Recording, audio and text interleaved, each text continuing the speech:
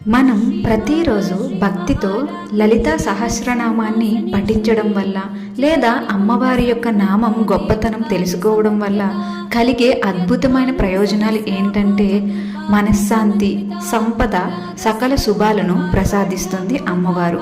అలాగే మీ జీవితంలో మార్పులను కూడా చూస్తారు. ప్రతిరోజు మన ఛానల్లో అమ్మవారి యొక్క నామం, అలాగే నామం యొక్క గొప్పతనం, ఆ నామం మనం పఠించడం వల్ల కలిగే ప్రయోజనాలు మీ అందరి కోసం ప్రతిరోజు మన ఛానల్లో అప్లోడ్ చేయడం జరుగుతుంది.